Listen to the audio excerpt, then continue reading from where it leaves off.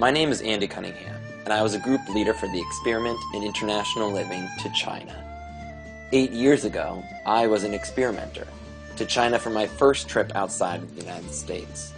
So it was an opportunity of a lifetime to be asked to come back almost a decade later and lead a group of students to a country I have grown to love. When most people travel to China, they return with a sense of accomplishment. I touched it, I smelled it, I watched it. But our group experienced something different in China. We were confused by it. We were enlightened by it. And ultimately, we were transformed by it. We found ourselves confused by cultural contradictions, yet transformed into temporary residents of a different country.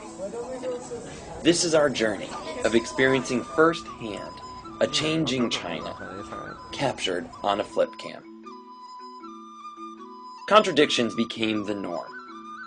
We traveled to the Great Wall, an ancient wonder of the world, only to join a throng of Chinese tourists watching an Australian marching band perform "Play That Funky Music, White Boy." We ate with chopsticks at McDonald's, KFC, and Pizza Hut. We bought shrimp-flavored Pringles in Walmart.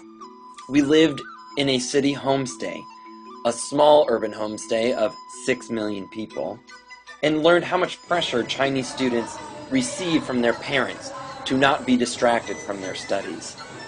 Yet our Chinese siblings showed us their text messages from secret boyfriends and girlfriends, chatted on QQ, their version of Facebook, and knew all the lyrics from the latest Lady Gaga song.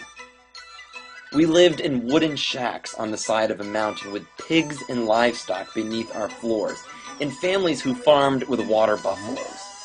Yet a few minutes away, we attended a quote-unquote authentic Chinese minority cultural dance for local tourists. The fine line between what sells and what is tradition, maybe, but it was also a question of what is the best income for the rural family, commercial tourism or farming, and why not both? Trying to make sense of all of this, I remember a conversation I had with some Chinese students on a crowded train going to Xi'an. First, we had China the Impressive, they said. We allowed it to inspire us with awe and demonstrate China's strength as a nation. Powerful, ancient, populated, and at times intimidating. The World Expo, the Beijing Olympics, the label that accompanies just about everything we own, made in China.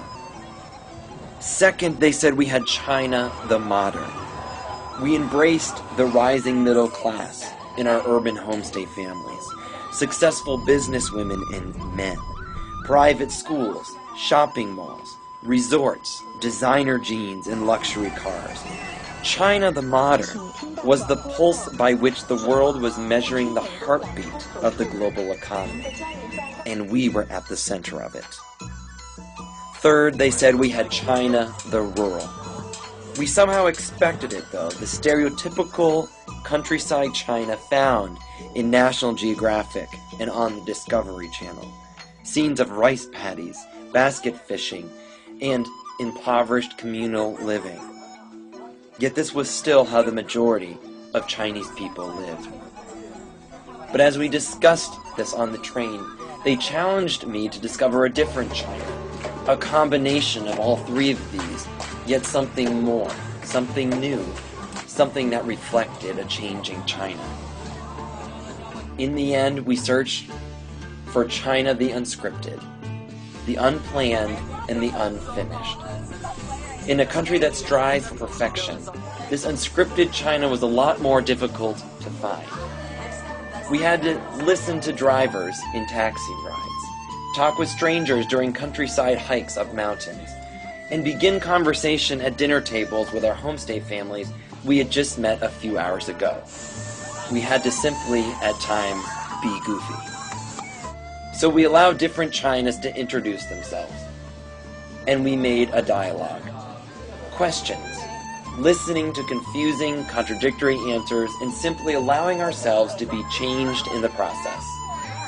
In the end, we ultimately began asking ourselves as travelers questions. What happens when things go wrong? What happens when an ocean separates you from the familiar?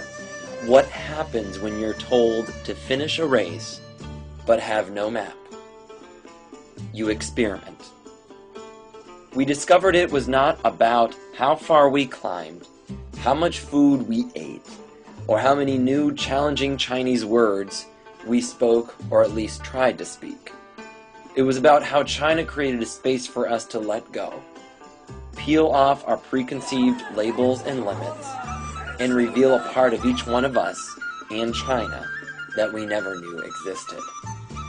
It was a summer that inspired us, Chinese, American, and Argentinian alike, to be different, to go the distance, to explore, and most of all, experiment.